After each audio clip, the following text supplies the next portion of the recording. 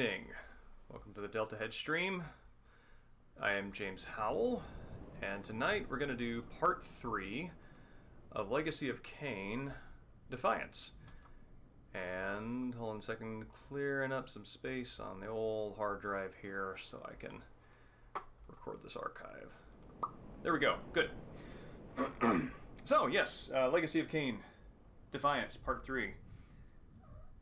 Bad cat investigating the behind of my computer. Installment 1 million. Yes, so reading this week, pregame show. Sorry, here's a little. I've had it pulled back all day, and now it's kind of stuck in this sort of Leopold hold. Reading has been, let's see, this has been the majority of it. Long Dark Tea Time of the Soul, which is, again, a easier start, a warmer start, I think, than Dirk Gently's Holistic Detective Agency. There's something different about the substance of it, where, hey, stop it, come on. You can live here if you wish, but that's all. There's something. This more readily embraces the absurdity and the imaginative qualities of that universe that Douglas Adams is increasingly building. And the first one feels a little more grounded. It involves technology, I think, and it involves real world technology, like Macintosh computers and programming and the like. And I think that actually winds up grounding it in a way that feels very different from how the tone of the story is developed, because right now we've got Norse gods existing in their own right. There's actually a really fantastic passage here about the continued existence of the polytheistic pantheon. Let's see if I can find this here.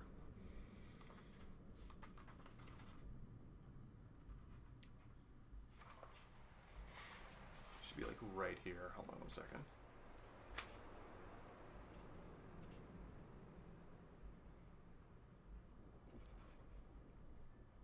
I know it was like right here. There we go, yes. This is a nurse who is the nurse to Odin, and she does not know she is the nurse to Odin. She knows that she is the nurse to an old man who is called Mr. Woden. And, let's see. If she knew that her patient was Odin, she would have been quite startled out of her wits. But she would at least have recognized that it was consistent with the qualities she perceived in him. Once she had recovered from the shock of discovering that virtually everything the human race had ever chosen to believe in was true. Or that it continued to be true long after the human race particularly needed it to be true any longer. And that is a magical passage. That evening arc, it's good to see you, and thank you for the host. It's I pinged you this time, so maybe give you a heads up that we were streaming instead of you missing part of it. But yeah, something that is very interesting about that passage is that similar to the sort of like very rational approach of the first book, there are some things that are true independent of somebody's perception or interest, and those happen to be the rational things in the first book, and in this one it is the theistic things, and that is kind of more the Douglas Adams imagination that I was expecting. So yeah, it continues to be good, and I'm looking forward to reading more of that. Plugged away a little bit in this Ovid's Metamorphosis. Oh, that one is Douglas Adams' The Long Dark Tea Time of the Soul. And you can see Thor lightning crackling on a cup of tea. Ovid's Metamorphosis continues to be good. Continues to be almost a stream of consciousness narrative. I'm very impressed with how the flow between stories is not broken up necessarily by chapters. It metamorphosizes itself between stories, and that's particularly delightful. It feels aesthetically of a piece with the content. And this is something that I picked up on on Amazon that I got when I got my COVID vaccination. This was the type of timer that they gave me to know when like the 15 minutes is up in case I was going to have any adverse reactions. And this is a very handy, pun unintended, little device. It's got a magnet on the back so you can stick it to surfaces that need sticking to. And it's just a very simple like twist. I'm not going to do it now because I don't want it to go off during the stream. But it's a simple twist, and yeah, that's all it is. And there's something very emotionally comforting about having something that I'm using to plan and measure my day that is not also connected to the internet, which this guy isn't. And finally, this came in the mail. This is a project I'm about to embark on that I'm expecting will probably take about a year. Single variable calculus. I think it is time to revisit this material. I never got a solid grasp of calculus, and it always felt like, I know from when I was in school, both undergrad and graduate, I was friends with many people who were either engineering majors or math majors, and math majors in the sense of sort of like being on the more aesthetic or theoretical side of math. And I always loved talking to them about mathematics, calculus, and figuring problems.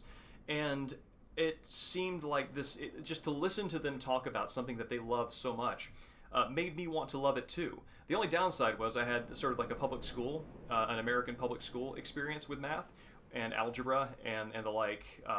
Those were like the only classes that I failed.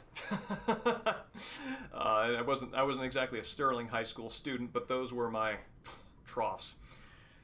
And yeah, I think it's time to cleanse the palate of those old associations and go back and learn this. I think that'll also increase my appreciation of music, I hear. So, but this is going to require a little bit of prep work of relearning algebra, geometry, functions. I don't even know what those are, and trigonometry, which are all preparation for making it through an entry-level college textbook on calculus. So, Khan Academy, thank you. Yeah, that has shown up a few times in some searches, but I haven't been sure what the best ones are. Also, Evening Dream Bomb. So yeah, also, actually, this is kind of perfect. I mentioned that learning this might help me with music, and there you go, right there on the cover. So, yeah, and something that is really lovely about this book is, I mean, it speaks to my heart and lets me know that there is, in fact, room for a man like me in the study of calculus, because it opens with, the art of teaching, Mark Van Doren said, is the art of assisting discovery. I have tried to write a book that assists students in discovering calculus, both for its practical power and its surprising beauty. And so there are two things there. Mark Van Doren is a 20th century American poet whose work is quite good. And so he opens up with poetry and beauty, and that is like a great way to kind of just already get the hooks in me for learning calculus. So, yeah. Yeah, I am coming to understand that sort of like the aesthetic part of math is really very close to the heart of the sort of, you know, the teaching professionals who create these textbooks, and that's lovely. Oh my. Is it a scenario where you can largely get by with calculators and calculations and just kind of know the numbers you need to get to, rather than necessarily understand the processes by which you get to them? I know that like even in this stuff, there's just an assumed use of a graphing calculator to understand much of it. That's this little red symbol. Let's see if it can show up on the stream there. If I can, yep. There's a little, yeah. Yep. This little red symbol right there means you got to have a graphing calculator for it. So rather than buy one materially, I think I'm just going to see if I can find one emulated. I'm sure that exists in emulation. But so that's it for kind of like the pregame show here. Oh, interesting. I'm actually fairly ignorant on computer science, so that I actually assumed that there was a significant sort of like foundation of mathematics, necessary to be able to participate in that, and it is intriguing to me that is in fact an incorrect assumption. I mean, I assume so because you're doing it. Let's see. Let me get Twitch up on the iPad here.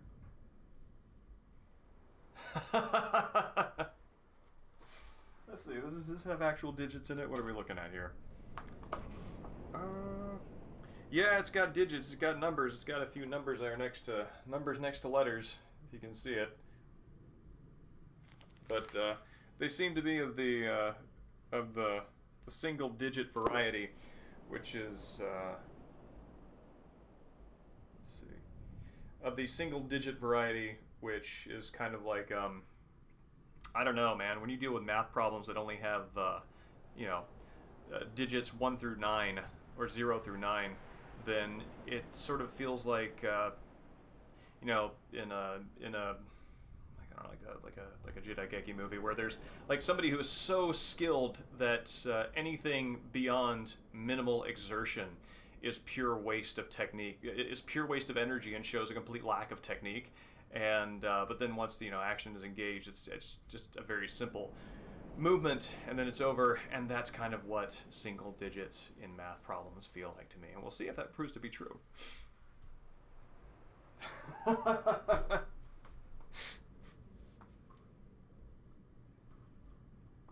Well, one thing, when I was working on a networking certification, one thing that I did find out is that Evening Grayling, it's good to see you, and thank you for showing up as you can.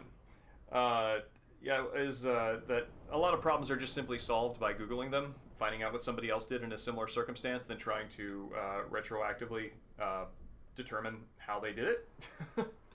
And that is it's kind of how I assume some of the math might work out on the comp sci side. But yeah, we got about an hour and 10 minutes here, and we can go ahead and get started on Legacy of Kain Defiance. Where's my controller here? Yep, there we are. That's what we're looking for. Yep. We're in luck. Evening, Logan. It's good to see you. Oh, let's turn this over.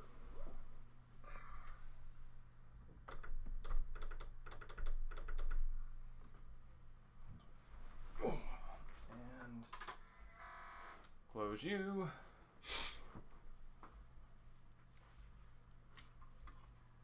And this.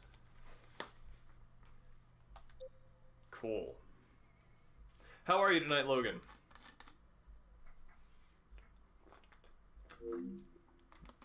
Thank you. I'm glad you enjoy them. I do as well. It is an exceptional pleasure to be able to share the Legacy of Kain games with y'all, and also to really to do them consecutively without interruption,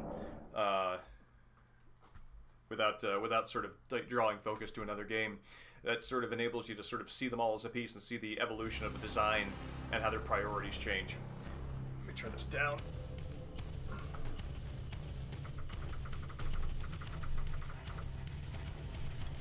And I'm looking forward to, later tonight, my 30 minutes of time with the Resident Evil Village demo.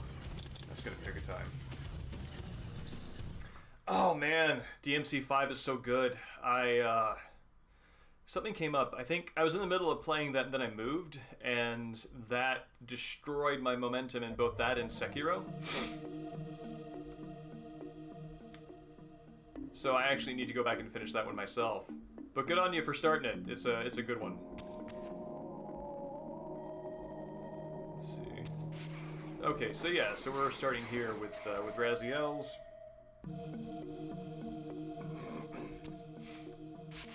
Okay.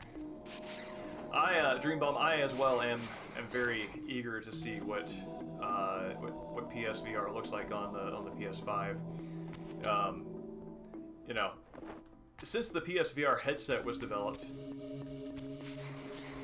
Oh. Interesting. Since the PSVR was developed, VR technology has grown so much that,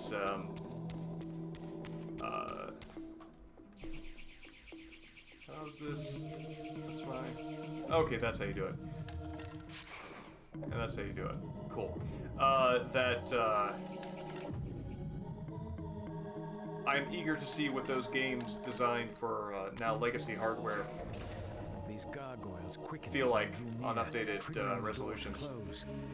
I would need to find some means of approaching the door without being observed. Okay. Maybe I can do like a Reaver Blast and blind them?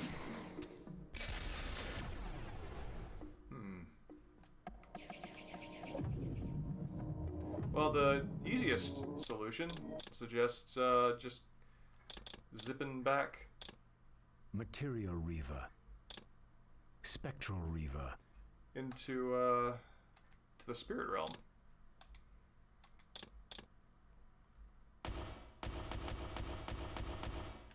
Oh man, I love it when they've got little crispy sound effects like that, but they don't introduce like a buffer time between the click, and they're also associated with the digital buttons, so you can just kind of just really annoy people in the room. Like that, like popcorn, feels good. Feels good inside.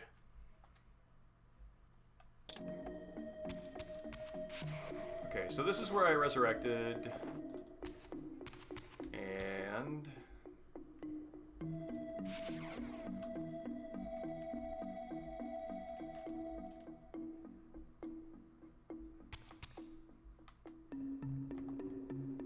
I really like Graziel's theme borrows some from Ozar Midrashim? Not remembering the exact name of it, but the really catchy tune and sort of series-defining melody from the first game.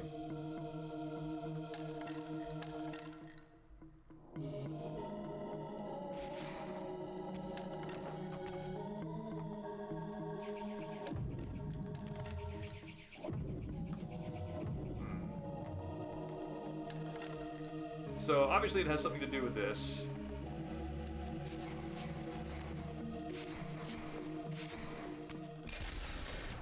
Is it that?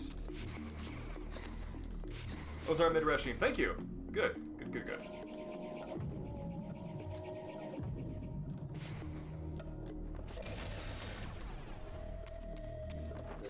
Oh, neat. Little crow's heads.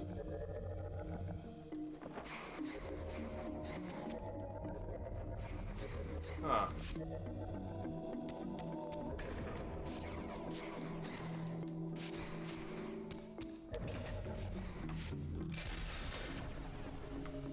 Can I poke your eyes out?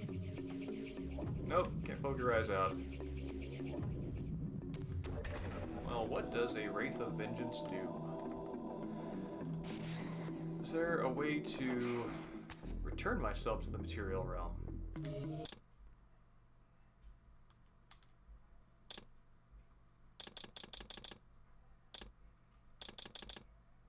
Nope. Actually, this is maybe only of interest to me, but I'll point it out. As, if you go to this menu and you start moving the cursor down, the full circle only appears on the one where it lands. So you can keep moving like this and actually kind of lose the circle a little bit, and then it shows up when you finally stop it. But then if you come over here and you start playing with it, the circle moves to the next target almost immediately. And I'm super curious why that is.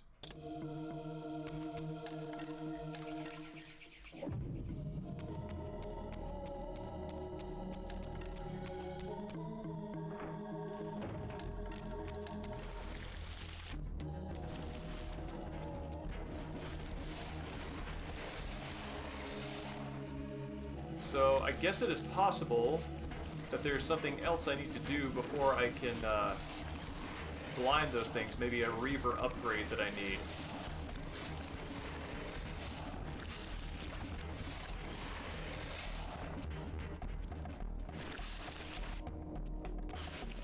Oh, I love Raziel's little flip back. That's cool.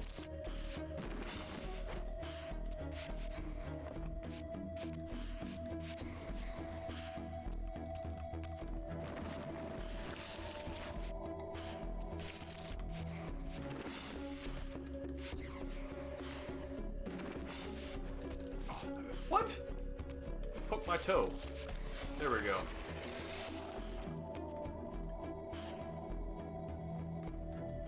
Let's see.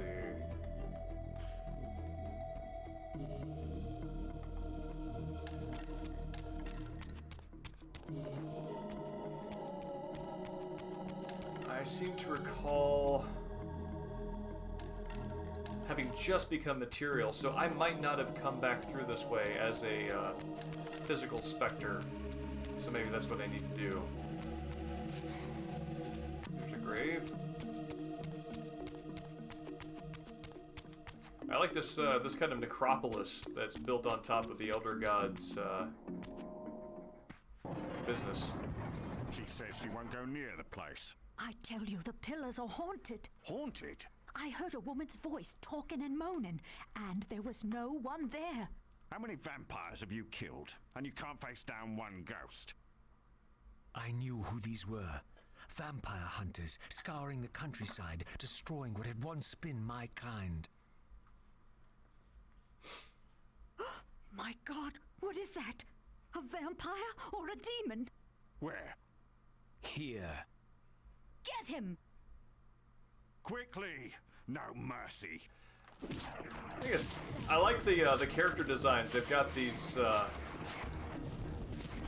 scars on their face that kind of remind me of some of the. I'm also playing Fallout 4, so they kind of remind me of some of the kind of like clan markings of the. Excuse me. Clan markings of the raiders and the like.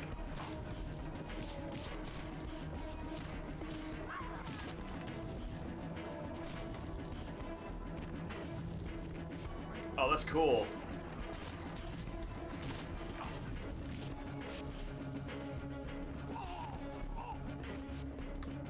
Oh, that's a satisfying animation. I like the fact that the ghost sort of launches up a little bit. And he gobbles it.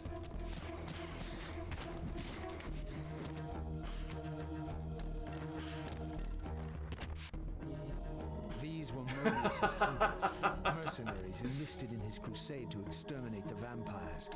His insignia was unmistakable. But this meant I'd been captive in the underworld for centuries. I had lost 500 years. Then I knew what ghost it was that haunted the pillars.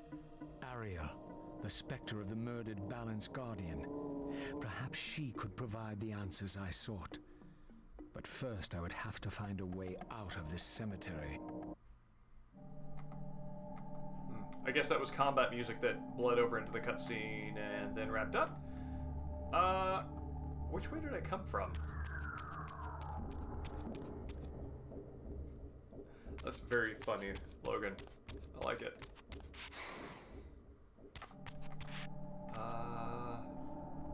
This way?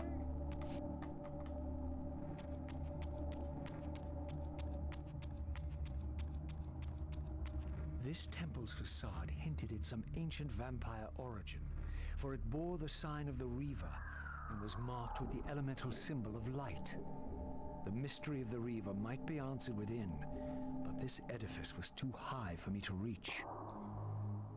Alright, so either I get a jump ability or I do this in the Nether Realm. But I'm actually not seeing the option to switch back to the Nether Realm easily. I'm not sure what the story is there.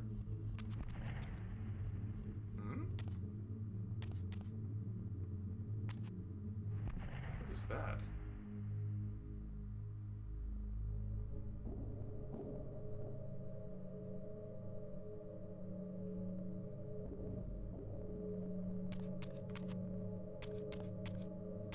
Weird, I heard something that had this sort of like impact sound effect. Okay. So that is the darkness.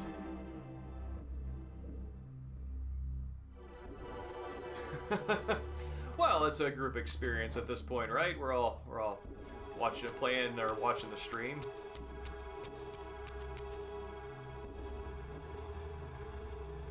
And that is that's interesting. If I were to find a narrative reason why Raziel does not have the option to go back, is because the character himself would not particularly want to go back to the spectral realm, as even strategically, because that would put him in within the grasp more of the Elder God. That's interesting. Oh, I like breakable headstones. Which I guess is all headstones, but I like breakable headstones I can break without, you know, like real-world sacrilege. It's not really my thing.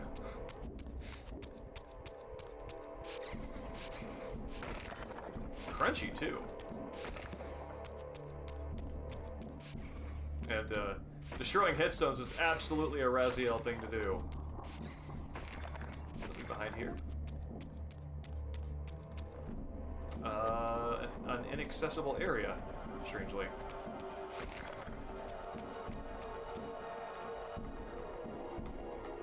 Oh, that's interesting. The fire turns off until you look at it.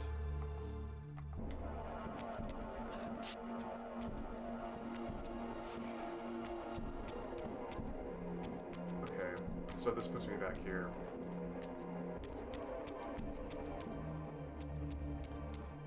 This seems like a very large area that's even hub-worldy, with many different directions to go that I cannot go. Oh, good. Thank you.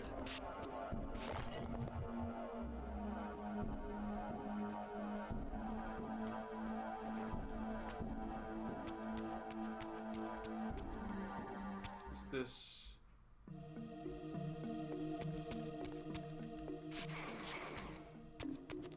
if this is a Seraphan graveyard. These certainly look like impressive tombs.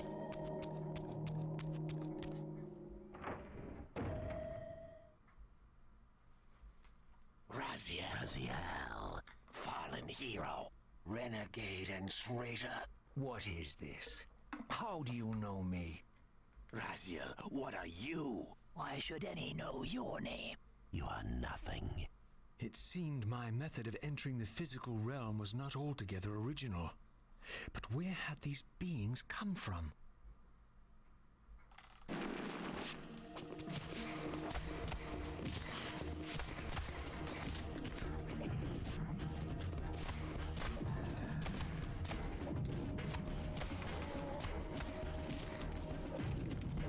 It feels just as good as Raziel to be able to sort of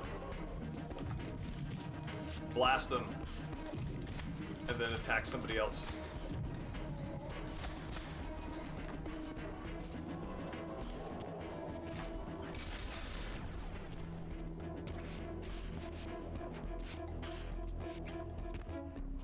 Gobble.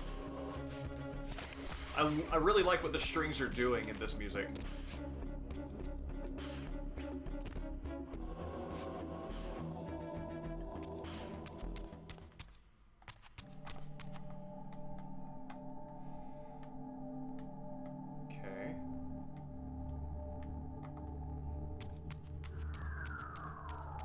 This is just a combat room and not part of a puzzle. Cool. Saw somebody mention this on social media somewhere. I do not remember where or whom, but they were calling on Square Enix to remember this series as something to bring back. And cannot say I am against that idea.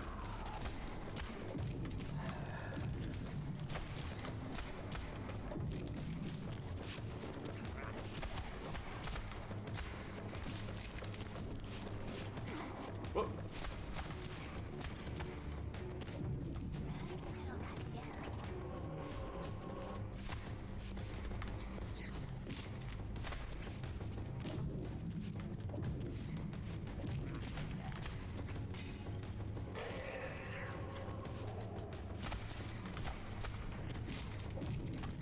Yep.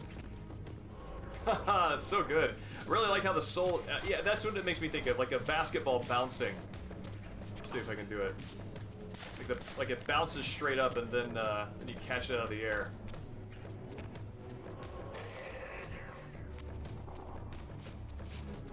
Any soul remaining? Just gonna open my vacuum cleaner of a maw. See what I can catch. Okay. The Reaver did not seem to activate this orb. I had to find the means to enhance the blade further. Cool.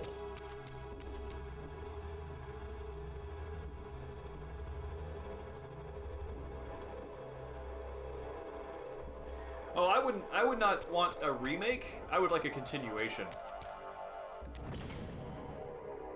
Which, well, I absolutely agree that that the original VOs are so closely bound to the characters that replacing them or recasting them would feel wouldn't feel right.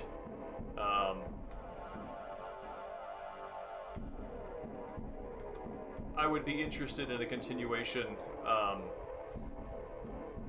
where I don't know, maybe somebody else who's following in Kain's footsteps, and we get to see some sort of follow-up of that. I don't know if Simon... I don't know what Simon Templeton has done lately, or if he's still active. But, can I do this? Yes. In fact, I can. Huh. But yeah, if it did not make sense to bring Kain back as a character, then a new story set in Nosgoth would be welcome.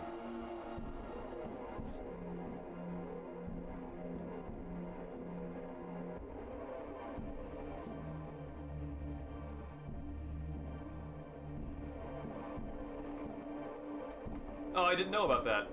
It's, there's something I need to do here? I mean, this clearly is telling me there's a shield I need to be able to open this, which I don't have, and which I do not see in here, and I also kind of think that water is not going to be my friend. But you know what? I was wrong. Alright.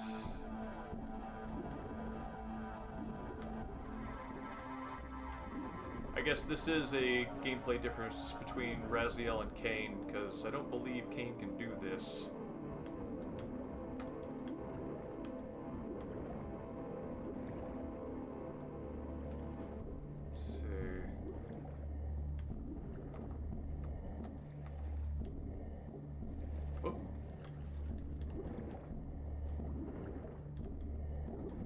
Wondering if this is a scenario where I need to swim through a tunnel to get to another room? Okay, that's where it was. Okay, yep, here we go.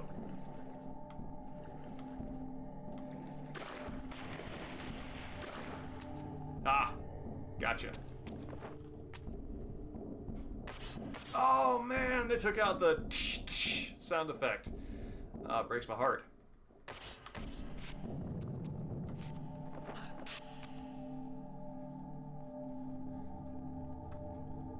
I agree, Dreambomb. I caught your tweet on social media, on the Twitter, about this game's story being so contorted that anybody who thinks that something like Final Fantasy is twisted up or hard to follow would just kind of like blow their mind on this. Yeah, it's a shame that this game's sort of legacy is relegated to the PS2 generation. To speak no ill of that hardware or its generation, but it's just retro at this point, which breaks my heart to admit. There was that Nosgoth free-to-play MMO that I don't think is around anymore. I kind of wonder. I don't know what the story was on that, but I wonder if maybe not enough people knew about Nosgoth or had it wasn't a recent enough series to have the kind of fandom necessary to be interested in it. But I would love to see it succeed on some term. I'm not the MMO, but a return to Nosgoth as an environment. It's kind of an ominous camera angle.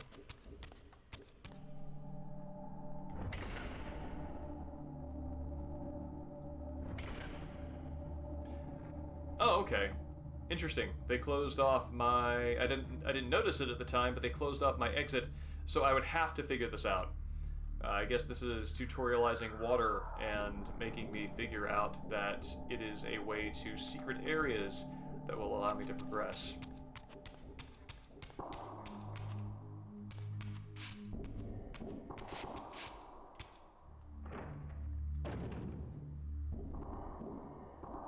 I agree. Agree completely. Can I... Cannot. I hear something. There we go, that's what I'm hearing.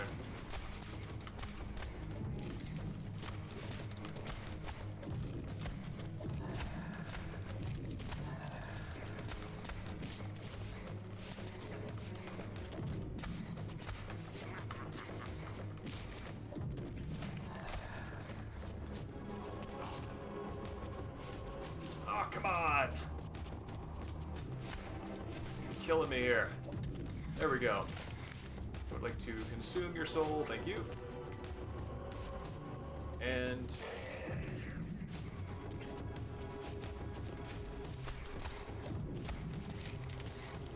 surely I have to be getting near leveling up to where I have a few more Reaver techniques with Raziel at this point. There we go. Right on cue. Perforate Carcass. Oh man, even the moves are named in the same sort of polysyllabic style of the dialogue. It's fantastic. All right, let's see. What's this look like here? Perforate Carcass. Deftly roll past my foe's defenses and deliver a series of blindingly quick lunges before they have a chance to react. Okay.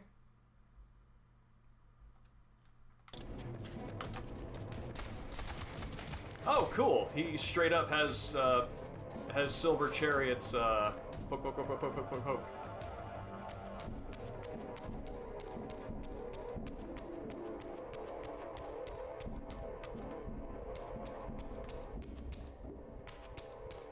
That rapier skewer.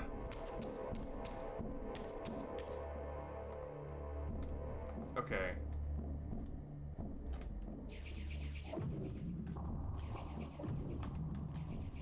Oh wow! Like his body language and his gesture when he fires his telekinetic blast.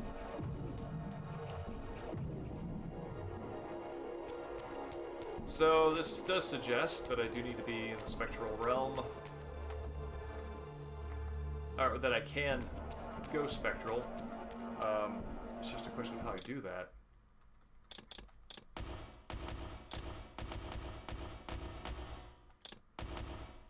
Spectral Reaver.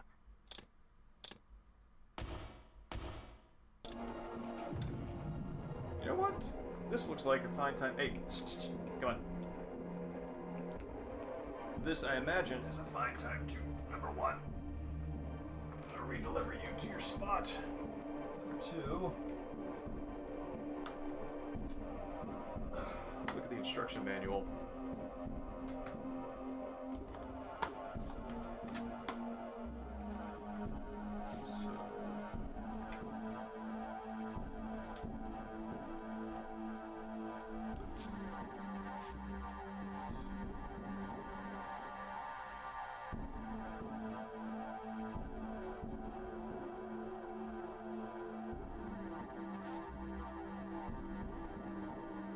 Ah, there we go. That's it. Thank you. Yes.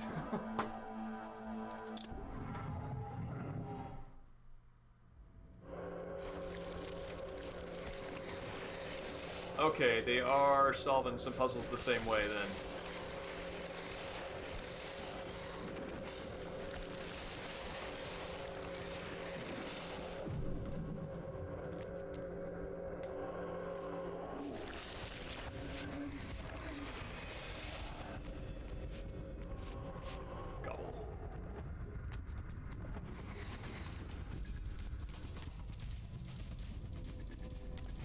seeing combat music is a little more intense here, in a more electronic way, in the spectral realm. Oh, come on. All right. Oh, I think you're done. Come on. Come on. Come on. Yes, we both know where this is going. Come on. Psst, psst, psst.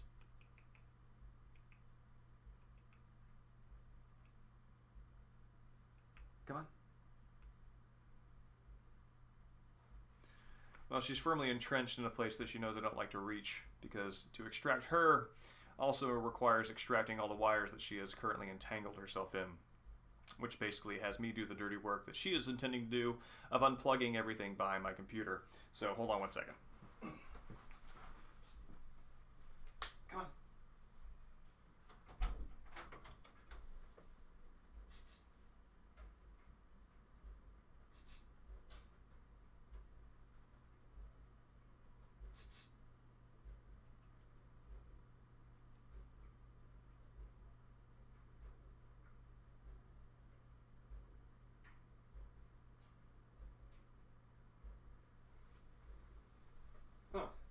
Being uniquely bad today. Just making eye contact with me across the room as if to say, what of it? Come on. Over this way. Now over this. And now over that. Good. Say goodbye, crickets. Goodbye, crickets.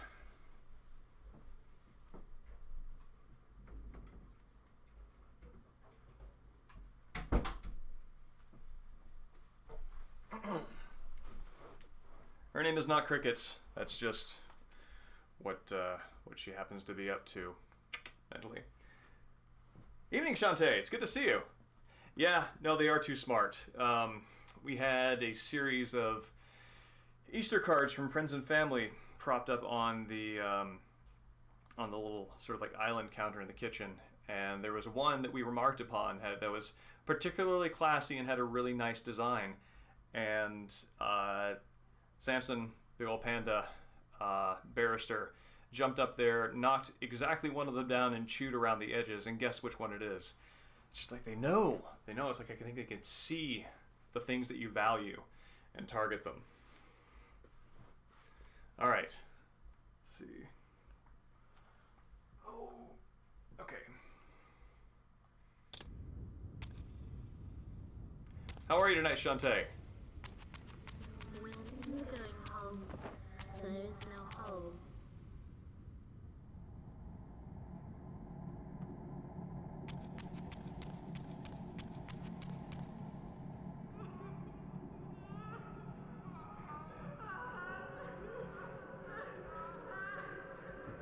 Oh, interesting. I think the crying sounds are associated with the presence of the souls? Oh, maybe they're not. My soul is not for the taking. Somebody saying, "My soul is not for the taking."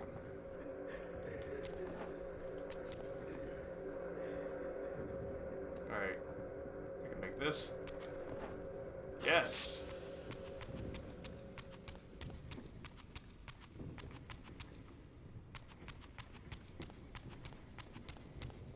Scamper, scamper, scamper.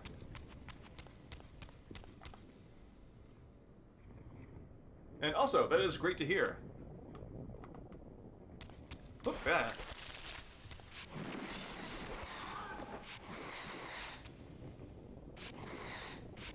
What? Weird. I don't think I've seen it go translucent like that before.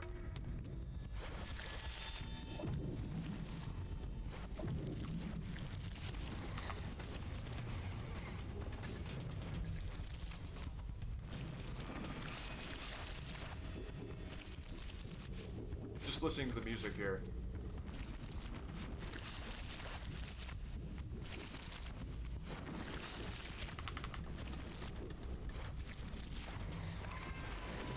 Oh, that's cool. It kind of shrieks in aggravation if you break free.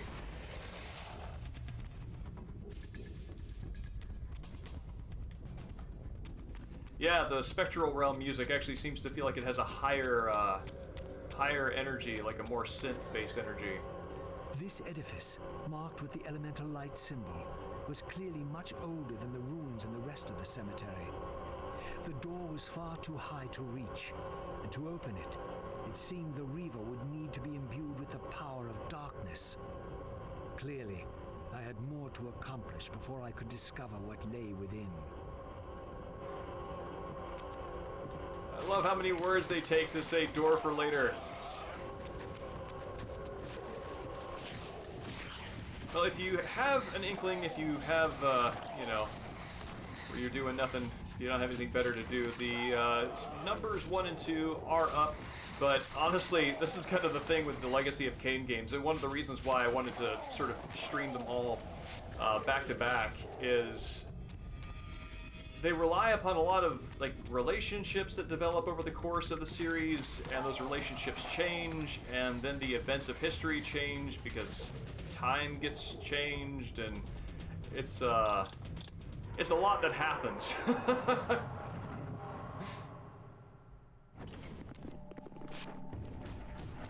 Oh, yeah.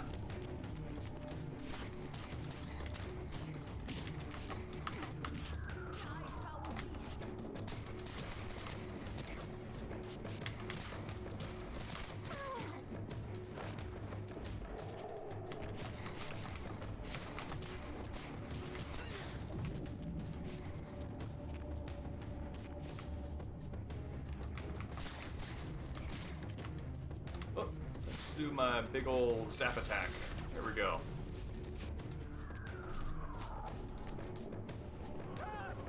Whoop. That's not a friendly camera angle.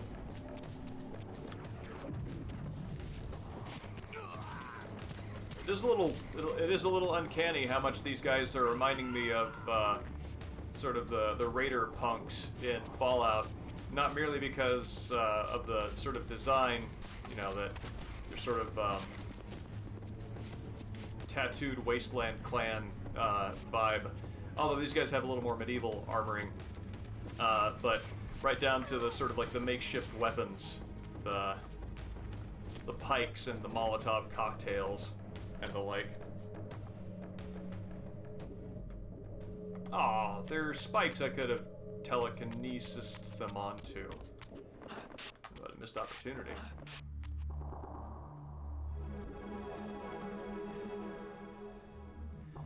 There's something very particular, very PS2 particular about these fixed camera angles that change slightly and that you can pivot around. It does feel very Devil May Cry. Something that I kind of don't feel like happens a lot much anymore in terms of camera control, just because so much is third person over the shoulder. But it is neat to re-encounter. Okay.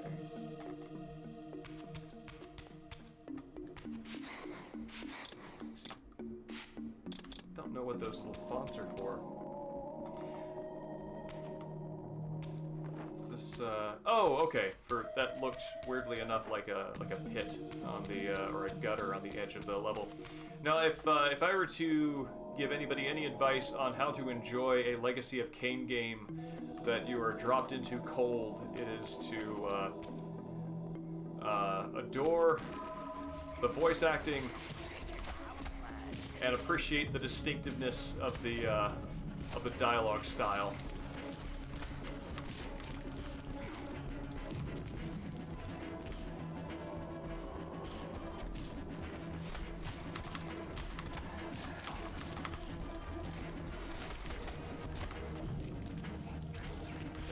Oh. Ah, I lost that soul.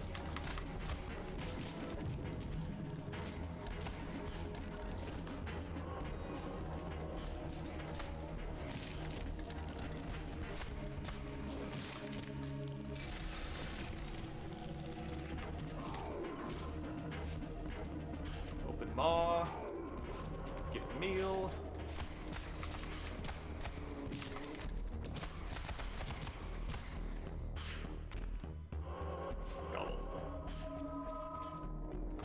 the sort of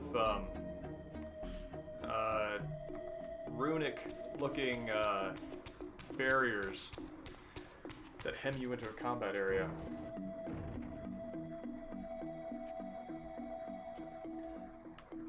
I can see that, Dream Bomb. I have a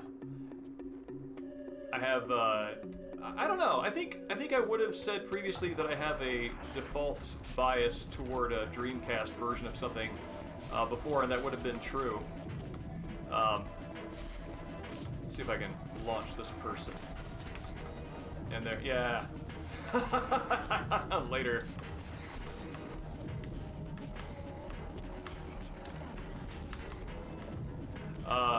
But lately I've come to really begin to appreciate the sort of PS1 aesthetic more, so I don't disagree with that choice.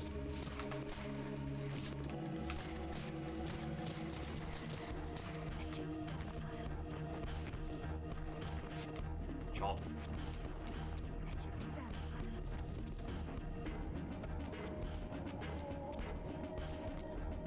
You keep calling me a vampire. These guys have never seen a proper wraith before. Although I guess Raziel is wearing the insignia of his old clan, so these vampire hunters don't seem to be as on top of their game in terms of just general wherewithal as the Seraphans. Seraphans seem to be a more regal attachment, and these guys are sort of just doing it for coin. So one wonders how much they do in fact know of the lore of Kain's lieutenants.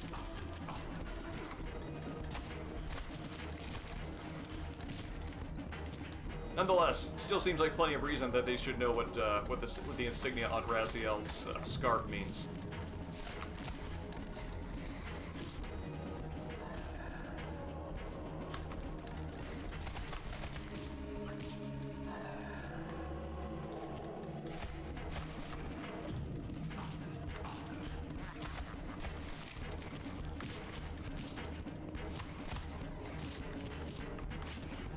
I am just kind of getting tossed around a lot with Raziel. Actually,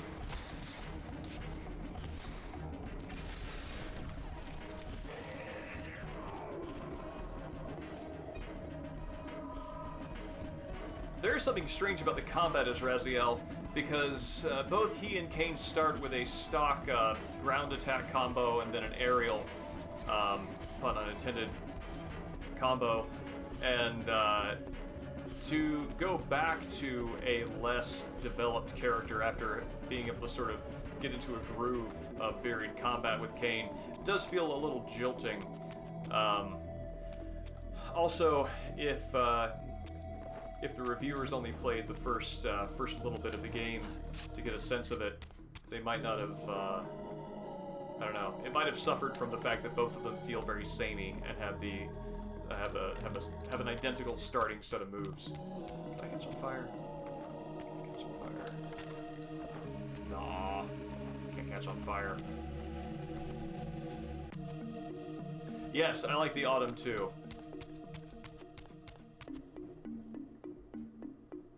These are some good-looking PS2 forests. I think the fact that dry deciduous leaves are all crinkly actually helps the whoop, that was unexpected. Helps the low polygon rate actually feel right for it.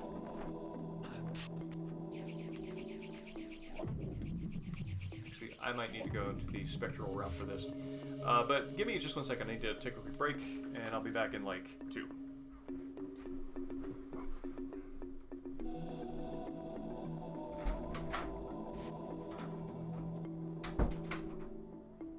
Perhaps in the spectral realm, this would no longer prove an obstacle.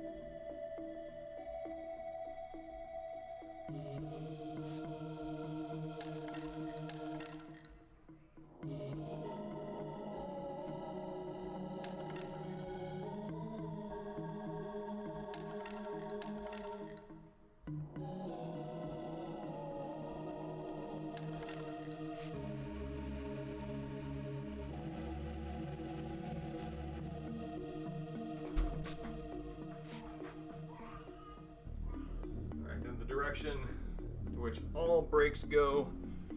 Here's the barrister. Here he is. Here's the big guy. Well, still alive and well, but I thought I pulled him away from the water dish, which is usually a pretty safe thing because that's not the... Water doesn't really quite have the same emotional resonance for him as food, but I think I might have pulled him away from the food dish instead. Or at least that was his intended destination, because once food is the goal, then we have a unique sense of urgency. So he's a chill cat, he's a chill boy. Let's see if we can get the purr here. Oh, if we can let go of my shirt. I promise you, you're not going to fall. There we go. That's the purr. This is his preferred. This is his preferred position. So, even though I am 100% adept at holding a cat out at arm's length, even one his considerable, I'd call it his reputation, he still gets nervous by it. And I understand, because the center of gravity is right here. So, there we go.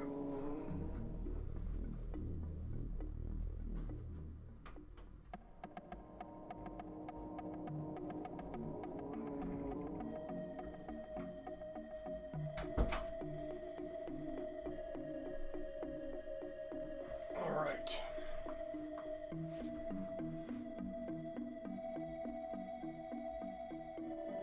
Oh, I got an advice cutscene, really?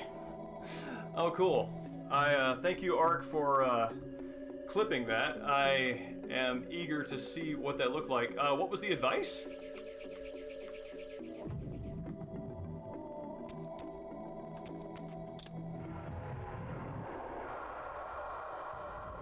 That's interesting. It's a much more dynamic, Oh, I see. So I kill enough things and I can hop up there and come back to life. Or consume enough souls, rather.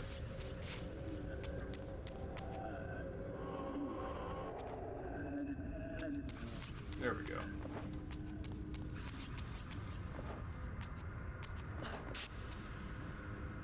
Oh, I see. Gotcha, gotcha. Way ahead of you, game.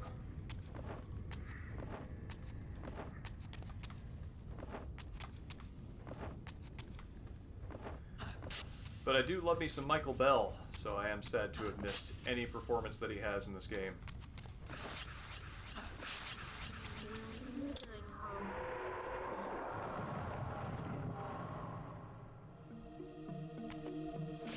The sort of disgust his body language conveys with the host that he is using to bring himself life.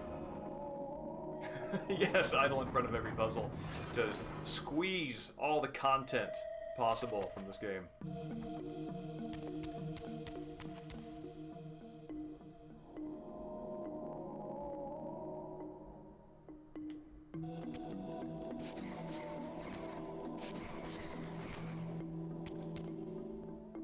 Is that a prize?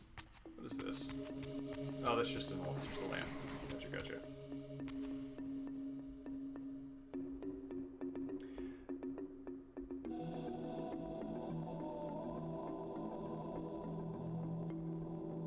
That's a good point, Dreambalm, that standing still is typically not what somebody who is stuck does.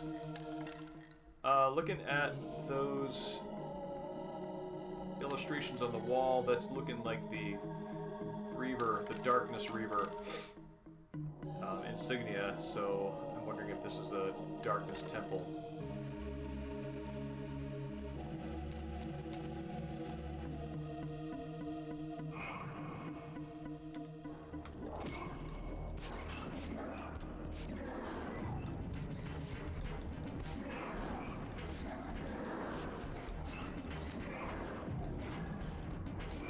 Woo! Raziel gets a lot more of these guys. That's interesting that I think these might be more Mobius or Elder God focused enemies, which would explain exactly why so many more of them are showing up here for Raziel.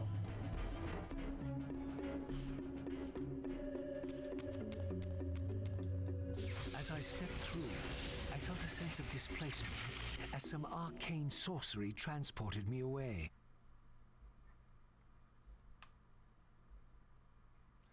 Getting Shadow of Memories load screen vibes here. This was clearly some ancient ruin of a vampire civilization. Perhaps here I would finally decipher the riddle of my destiny. Buddy, I think you have been trying to decipher the riddle of your destiny for about 5 million years, and it is optimistic of you to believe that it's going to happen here. Throughout these ruins, I found murals depicting the seminal events of vampire history. These scenes commemorated a great war between the ancient vampires and their rivals. In triumph, they banished their adversaries from the world and raised the pillars as the lock that binds them. The image of the Reaver was inscribed throughout this place, always depicted with reverence. The vampire's holy weapon was destined to be borne by their prophesied hero, for whom it was forged. But if this was my destiny, why had the Reaver tried to consume me? Oh, so Raziel is definitely in for a rude awakening on this. What? Are these the same murals? I don't think they are. I think that their enemies in this case are the demons that showed up in the future time period in Soul Reaver 2. The height difference between Raziel standing at full height and his skulking is kind of remarkable. Like he's really, you can tell he's borrowing somebody else's corpse because he is not caring about the lower back pain. He is going to make sure is a permanent part of that body's existence.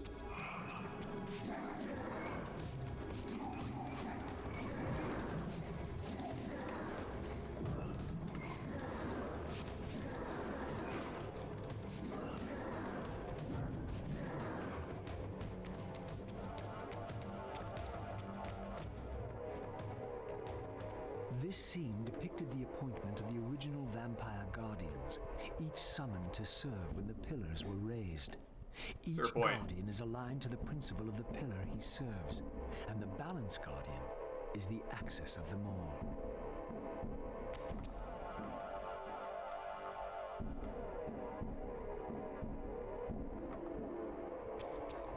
This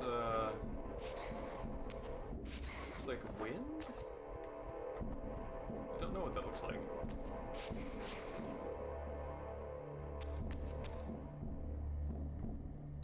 It's neat. It kind of looks like there's a suit of armor behind there.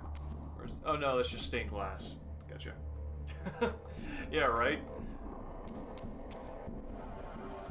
Yeah, Raziel's whole, like, no organs deal definitely inspired the corset as a piece of fashion.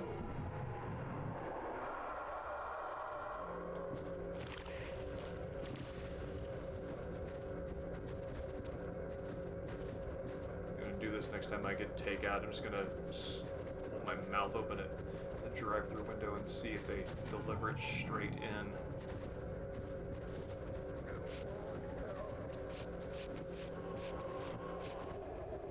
That's good. Oh, that's...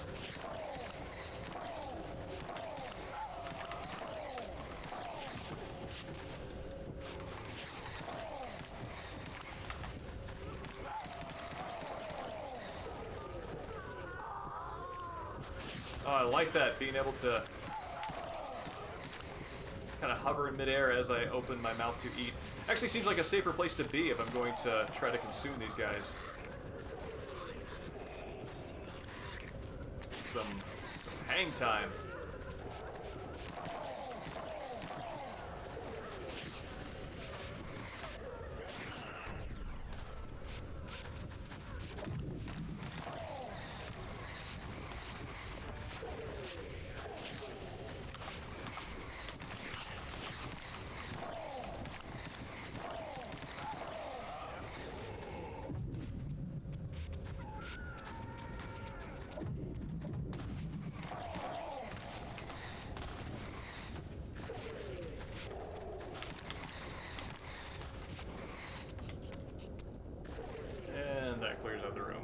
good.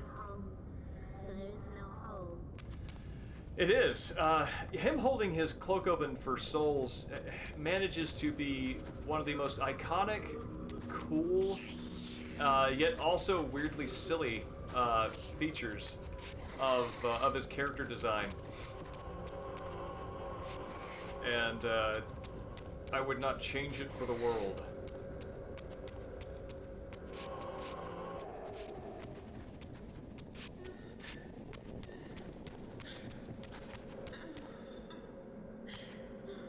Is there a place I can... Oh wait, there's a wall I can climb.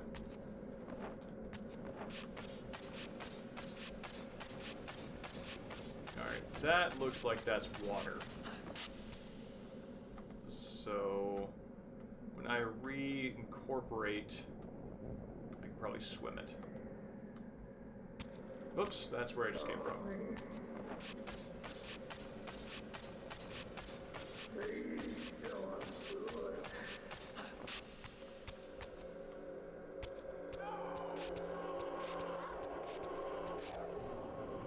Oh wait, this is where I started. Maybe that wall that I just climbed was a loop back.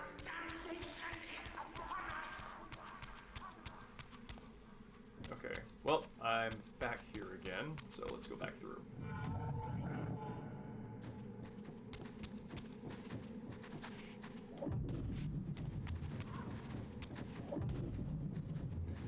I think depending on how,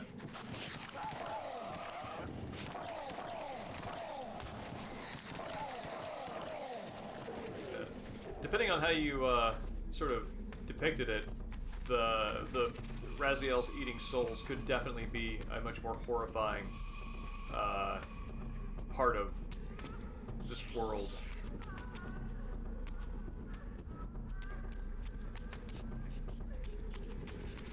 I think the ambient crying is the closest the game gets to really sort of hammering home how just nightmarish this is.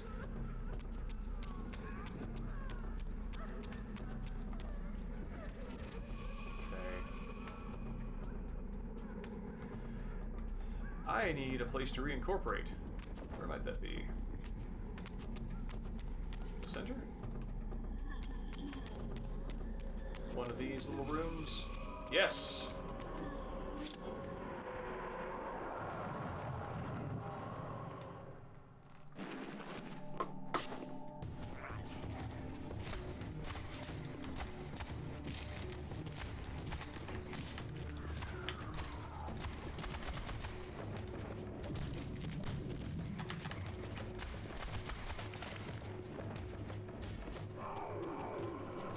Oh, right when I was about to get my meal.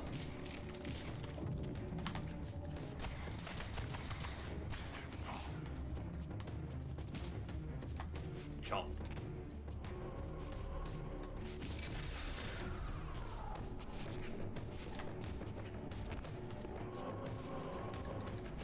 Oh, I just love how bouncy that animation is.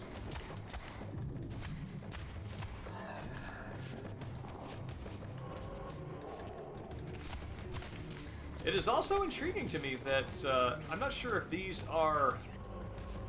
It's very interesting to me that Raziel is apparently the Ur harvester of souls, because even in the Netherrealm, he can consume the forms of creatures who ostensibly do the same job that he does for the Elder God, and here as well.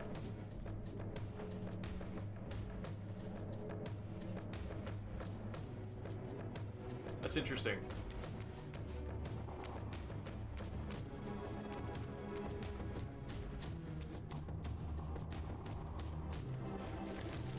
I can see that there is a cartoony aspect to it that is kind of hard for me to quantify, because I actually kind of think that maybe the fact that the graphics are better gives it that edge. Like there is absolutely no doubt, Phantasmal Tempest, there's no doubt that the first Soul Reaver game takes its atmosphere deadly seriously. from that first CG cutscene through the game. And it does seem to treat itself with a kind of a gravity and a seriousness that this one doesn't. And I wonder how much of that has to do with the fact that the physics are more fluid in this, and it looks better and is smoother. Ooh, Forge the Reaver.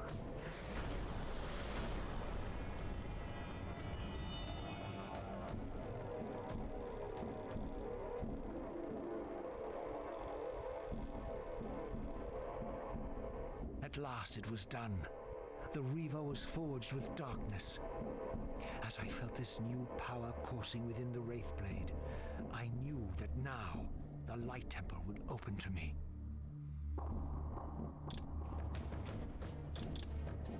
Oh, cool. Oh, cool, I don't have to re-imbue it with power. That's nice, which is what I had to do every time in the second game. This is just a permanent attribute that I toggle.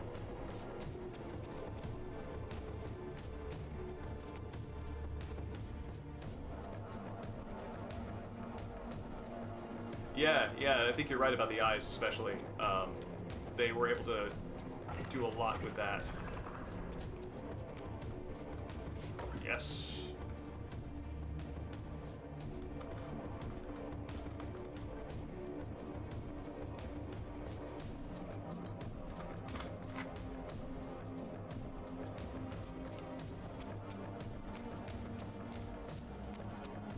Music is good. I enjoy this.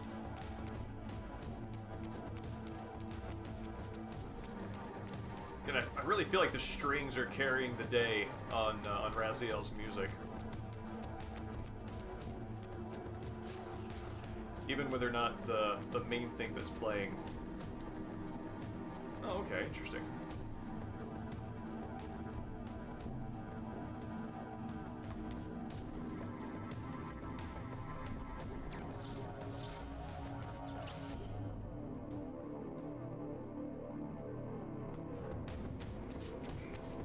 So do I need to extinguish these too?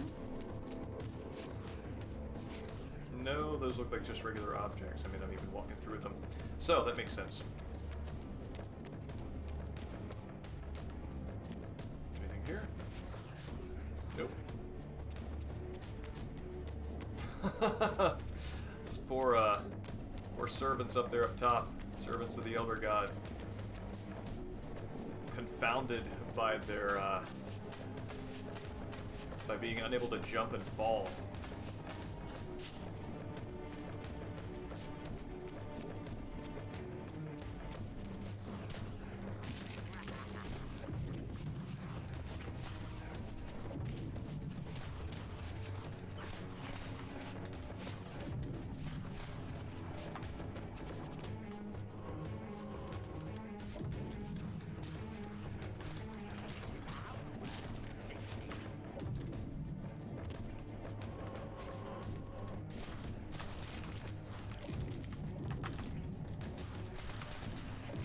Similar to Kain, like once Raziel gets a few moves under his belt, being able to shake things up with different combos feels quite good. Let's see, what's the phantasmal? Perforate carcass. Phantasmal tempest. While fighting in midair, I've learned to limit my downward velocity momentarily by executing a devious whirlwind of brutal attacks. Cool.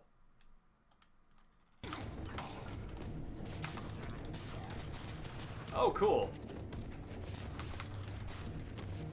I like how Raziel's moves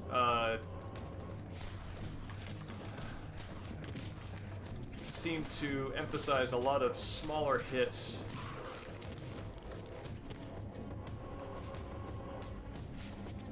That cumulatively do the same amount of damage as one of Kain's combos, but Kain seems to use fewer hits. I don't know, Kain's standing multi-hit combo might fly in the face of that.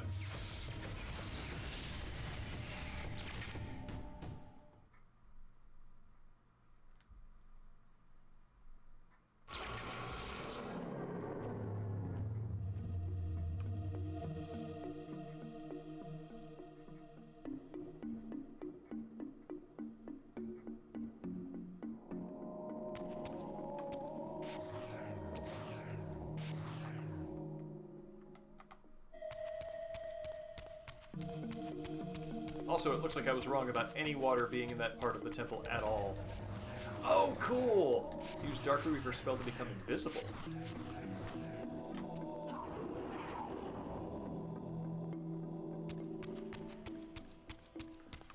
Oh, I see. So they still track me if I'm visible when I start the spell. Oh, yeah, there we go.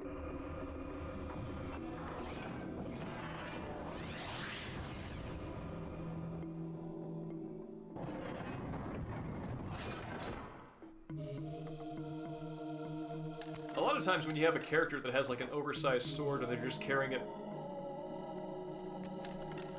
Oh, sorry, buddy, you got the wrong idea. I'm going the other way.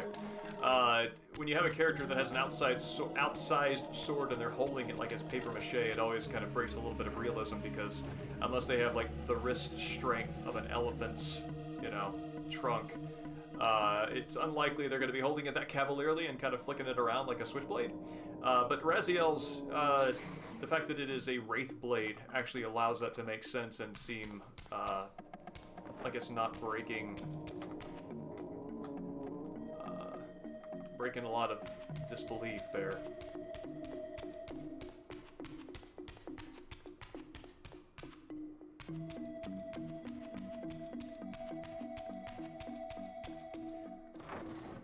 The music in this game feels like a blend between some of the more stable tracks of the second game plus the dynamic music of the first. Second game had dynamic music, but compared to the first, it felt like it didn't.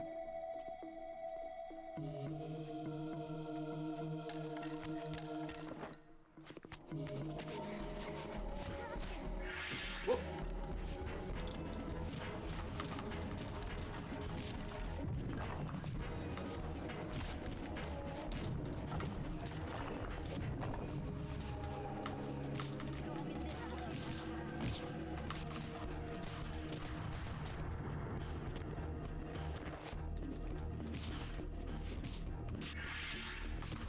Where's your wizard at?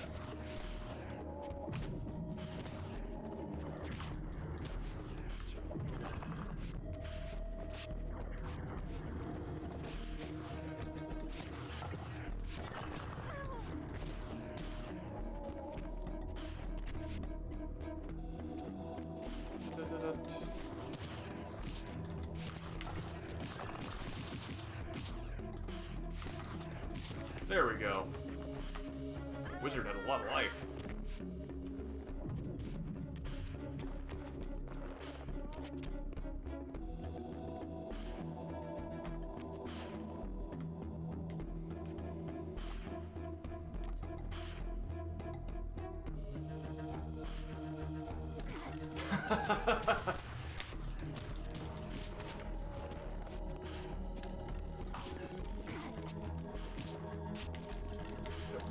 Huh.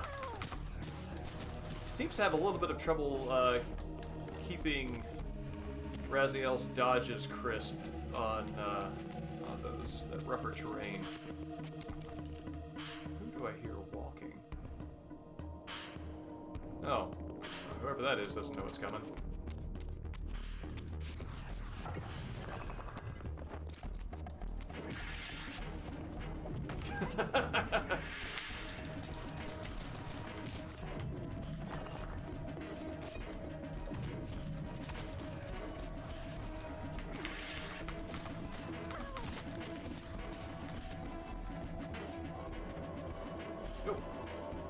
Yeah, when the terrain elevation changes, or it goes from a horizontal to a diagonal plane, some of Raziel's actions reset.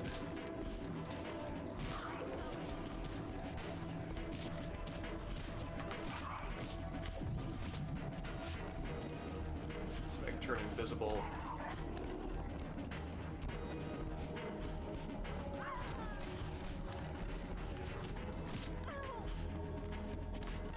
Okay, cool. That does have combat value.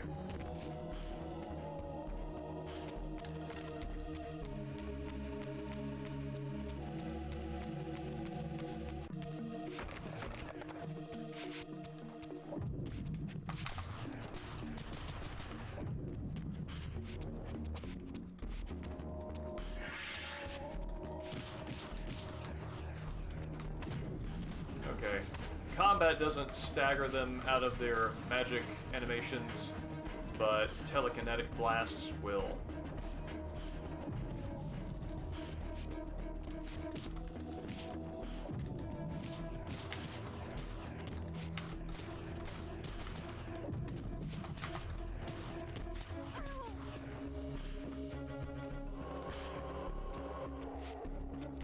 Oh, there you are.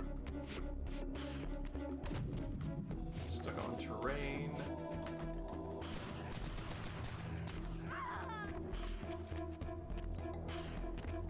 Whoop. Huh. Weird. I'm doing okay health-wise, so no loss.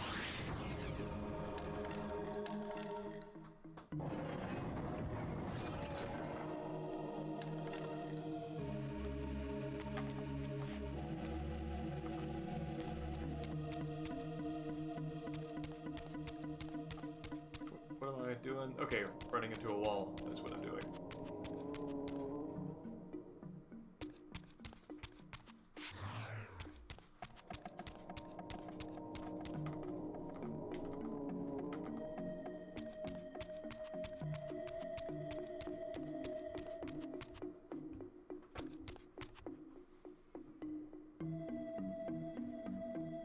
Sorry, I have a cat poking at the door. God, those doors are huge!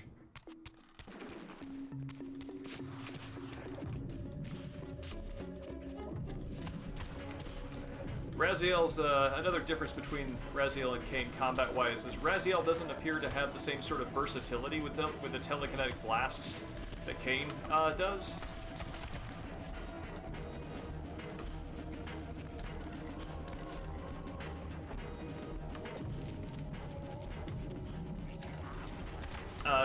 He can't, obviously he can't, lift them and fire them from a distance, like with Kain when I was throwing all the, guards off the bridge. Raziel can't do that, and he also seems less able to, fire a telekinetic blast in a direction other than the enemy that he's fighting. So it's, kind of a simpler mechanic for him.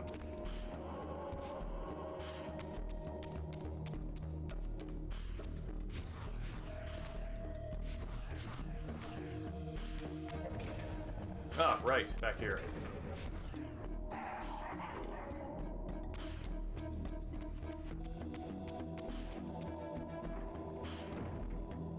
Cool, moving forward.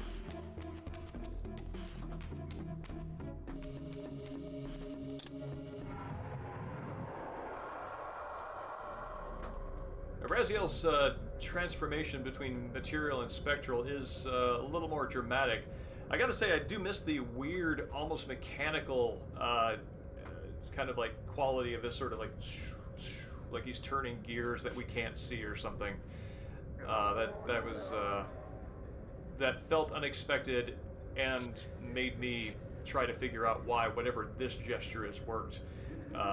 So it evokes something rather like it's like Raziel is doing something rather than experiencing something, which is what his current animation feels like. Yes, that is the difference.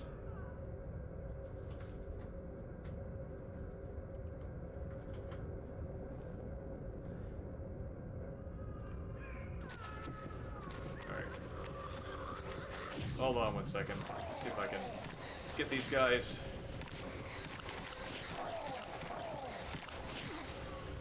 Settled and then settle the cat who's pulling at my door.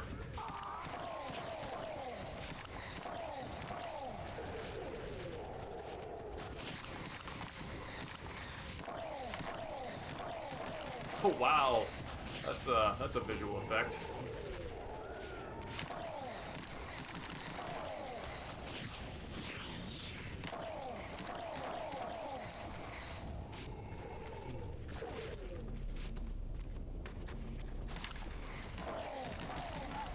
Cool.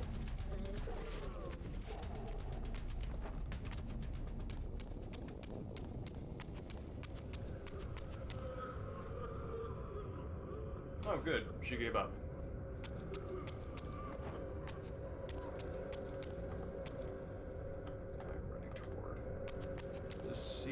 seems like someplace that I will benefit from reincorporating. Yes.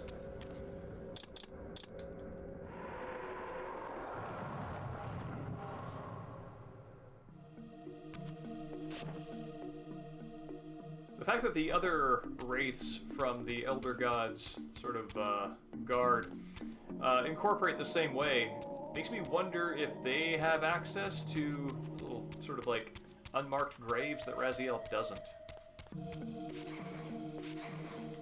This is, oh, that's an object I need to place there. Because when 5 of those guys show up at once, it makes me think that there must have been 5 unmarked graves around where they are. Yet when I go into the spectral realm, I do not see them. Okay. This... maybe? Are those bars on the door? Is it... yes. Yes, that's a... it's a gate.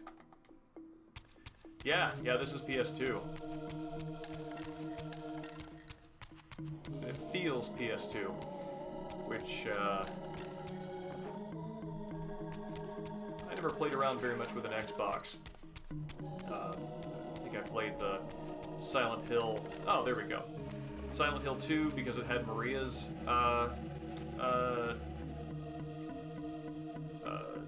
side story on the Shattered Memories, disc. And also Ninja Gaiden. But that is all I played. So the difference between those two aesthetics is kind of lost on me.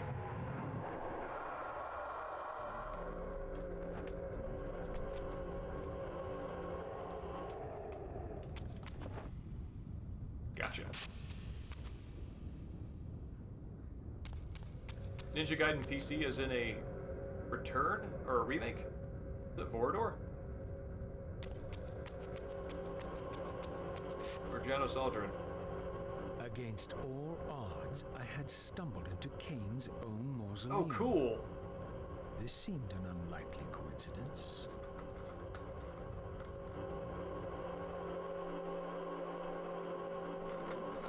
Oh, that's awesome. So this would, I think, be the place where not all the action of the series begins, because you do play Kain when he gets murdered, but this would be the place where Blood Omen, the meat of it starts. Ah, gotcha. Gotcha.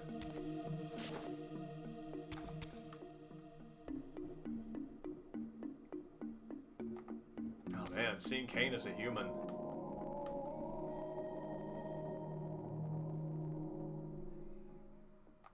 Ha! I wonder if that is a signature of the concept artist, which is kind of a rare thing to see in art that appears as an object in a game and not you know, like a bonus material.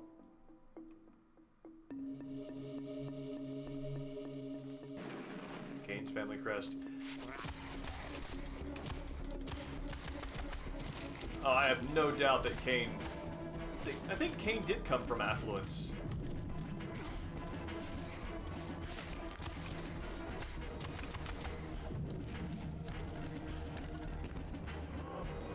Well, I mean, he must have if he has a mausoleum.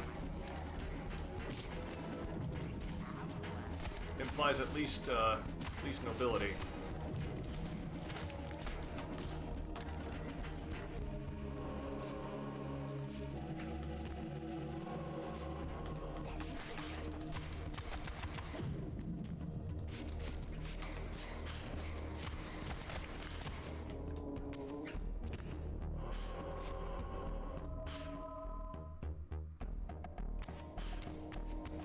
Thank you, Logan. I had forgotten that.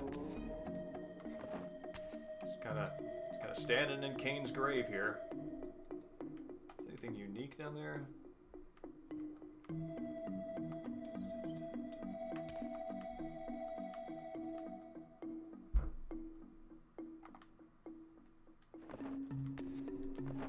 What is this?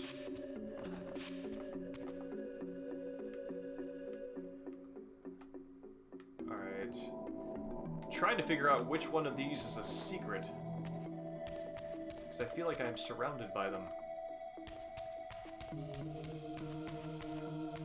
Oh, this is it's interesting that this does tell the story of Kain's resurrection, though, because here would be where he broke out, so his head would have been this way, and he smashes out, and then he walks through here and tears down the bars, and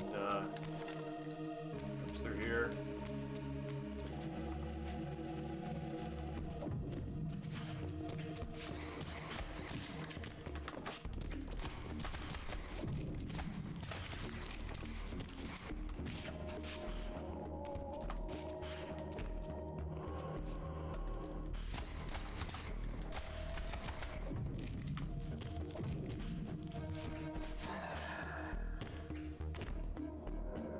Evening, Peacher. It's good to see you.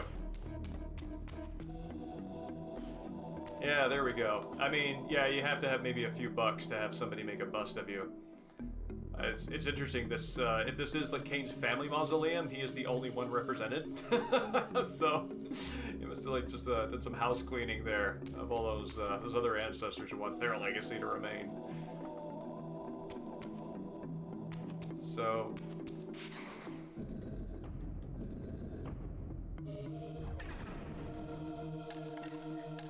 Is this the door that had bars on the other side in the main room? Yes, it is, in fact. Which leads me to conclude the other directions might have secrets. And I would like their power-ups.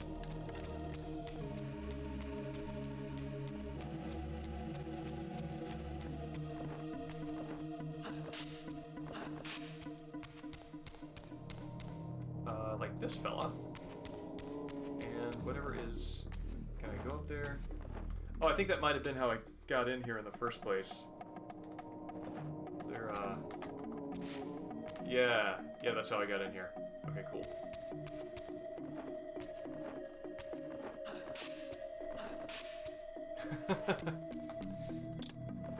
Let's see. What? This seems... I think I should be able to open it with this one? Huh. Weird.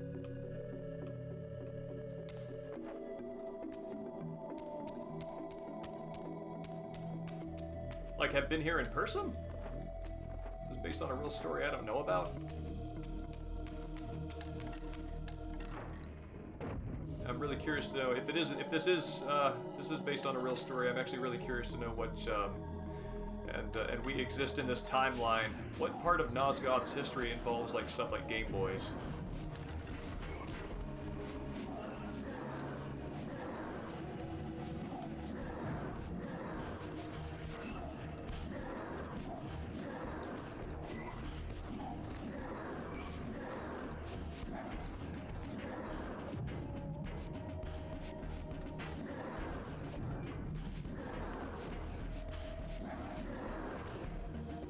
Okay. So that gives me the crest, and the crest goes up here. Yeah, there's my lock for this key.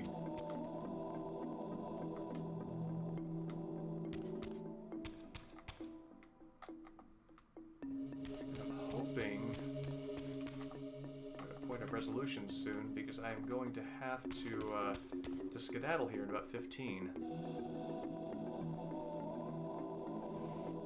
Oh, okay, I pushed this thing off. Oh, well. Okay, that also.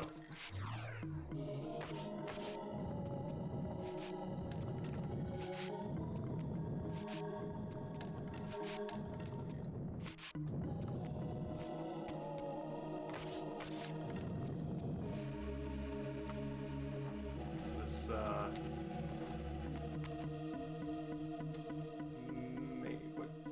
what's up? Okay, I probably need to use it as an interim platform, so I jump onto it from here. Jump up here.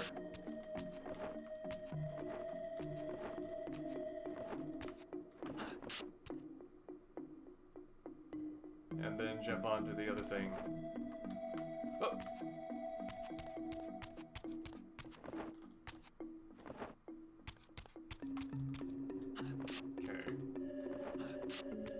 really love the scrawling vine that's on the backside of those pillars. All right. Yes.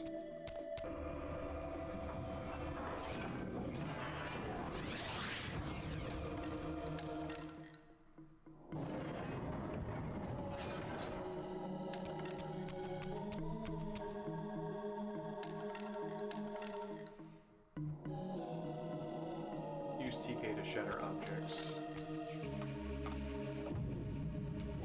Don't mind if I do. Although...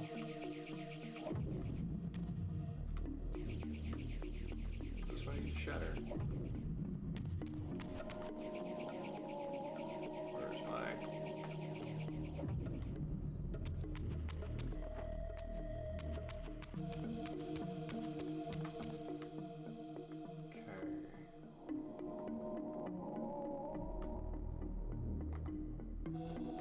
Still thinking this is what I need to shatter. Can I hit it from here? That is not, in fact, what I need to shatter.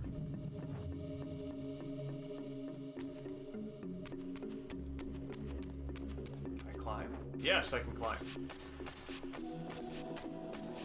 Yeah, Peacher, seeing the, you know, updated PS2 3D, that's what I need to shatter. 3D environment version of Kain's Crypt makes me want to go back and play the original. But then every time I start to do that, I find myself just a little put off enough by the top-down sort of like fantasy game design that I never quite finish. I think I have a save on my PSP that's about a third the way through the game. With good intentions.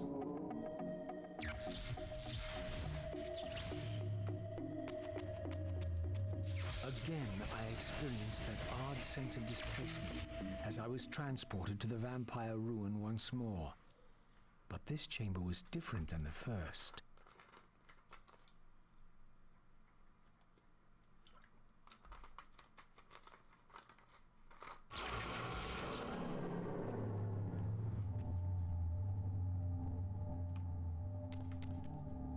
In their defeat, the vampire's enemy retaliated with a terrible curse, afflicting the vampires with a bloodthirst that turned their once noble race into ravenous predators. This curse plunged the vampires into despair and apparently drove many to madness and self-annihilation. What was it that so devastated them that they were driven to suicide? So this is interesting, because they are identified as vampires prior to being cursed with bloodlust, meaning that vampires are a thing independent of bloodlust and then acquire it, even though we generally can't really associate one without the other. I was expecting them to have like a different name prior to being vampires, but I guess not. Yes, the Baldur's Gate thing, exactly. With Baldur's Gate 2, I have memories of really enjoying a lot of the emergent stuff that happens playing through that game, especially if you play it with somebody else. And but later attempts to do that, once I'd gotten used to sort of like updated modern game design, just made it more challenging to get back into the groove of. And I sometimes wonder if enjoying that game was not strictly a property of the time when it was released, and being able to sort of slow down more and luxuriate in it. Take the time to figure out what the UI wants you to do.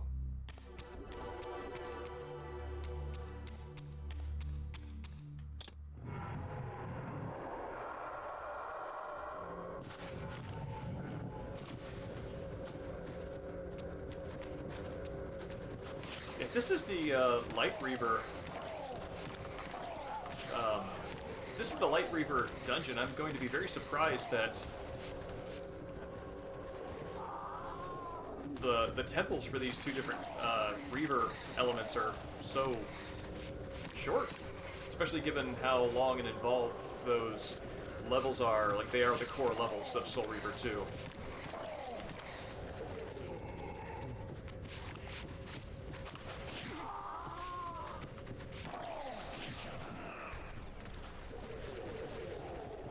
Oh, that's cool.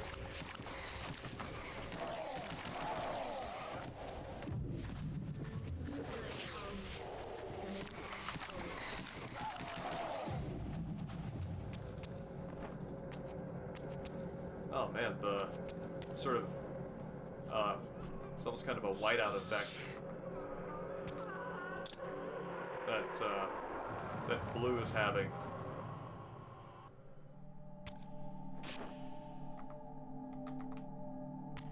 Yeah, here we go. Second Reaver Elemental, right off the bat. I mean, it makes sense because the game is split between Raziel and Kain, so, I had succeeded. The Reaver was forged with the power of light. don't have and now the my time. way was clear. I would seek out Ariel at the pillars and see if she could enlighten me. Don't have the time for that sort of, like, long, winding, puzzly, temple. Whew.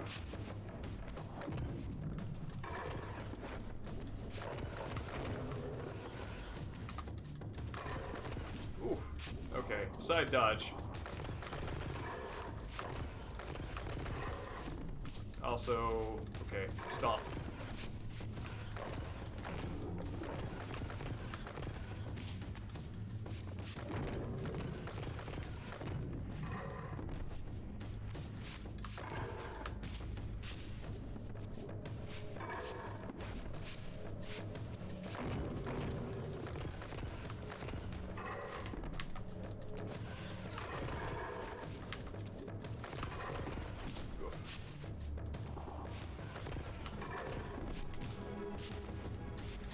That stomp attack feels...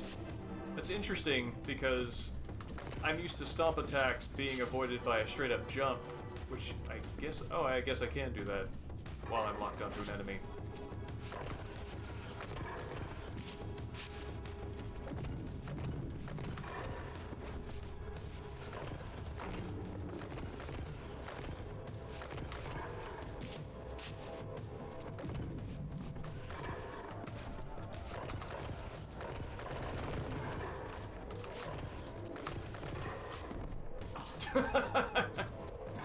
Bonk.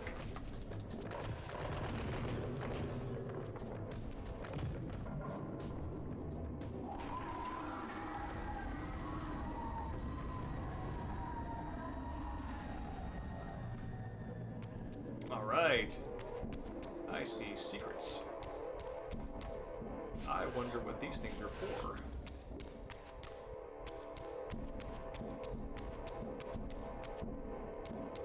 These seem to be areas that I am not intended to return to, so it's interesting that those little sort of triangular fonts are there, and I'm not able to interact with them for any kind of like immediate purpose. Monster closets.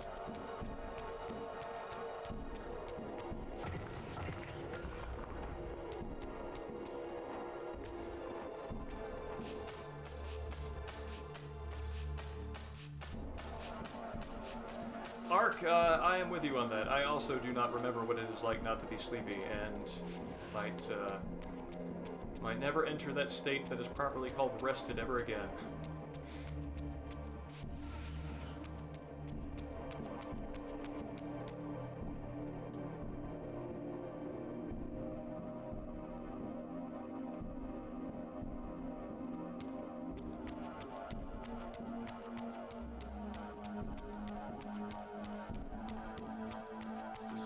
No.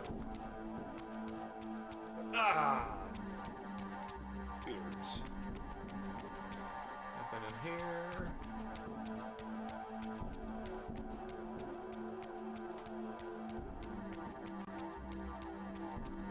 Anything in the center?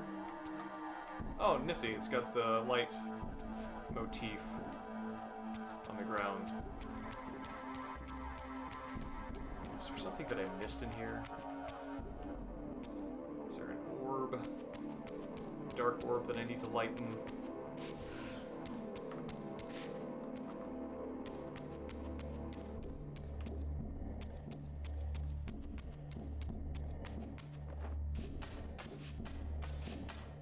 I can see that. That tower. That tower's appearance always... It's interesting to see the kinds of demonic structures that appear alongside human settlements in the DMC games. Because in the first one, it takes place on this island, which you can just sort of, you know, kind of assume is a fantasy island where, of course, there are monsters, and it's a giant haunted mansion, etc.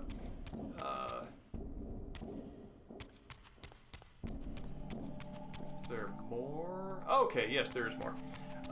But then to see that sort of bleed over into a world that kind of looks like ours with all the, you know, urban architecture and everything, really lets you know exactly what kind of fantasy it is. This is not something that's necessarily happening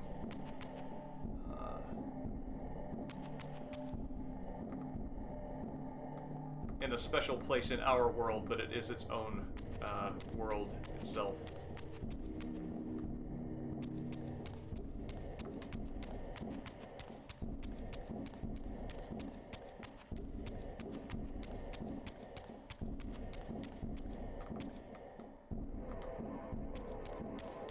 Let's see.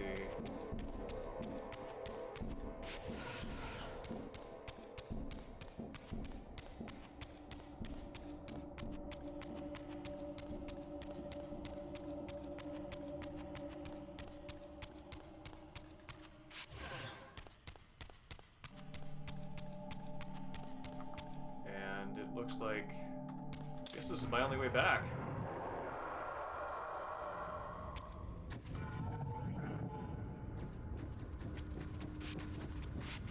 And yes, of course, with vampires.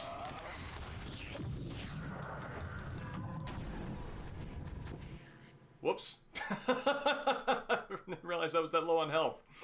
But it's also 9:30 now, and I actually have to skedaddle. So that's there's a checkpoint there, and that's a good note to wrap up on. So thanks everybody for coming out, and we will pick back up there at the end of the Light Temple, and probably start the next stream off with some story to continue, since the way is now clear to Ariel and the Pillars, where Ariel gets a visit from Wraith and Vampire every time through, and never seems to get any relief from that site. So yeah, Dreambalm, Logan, Ark, and Peacher, it's great to see y'all, and have a great night.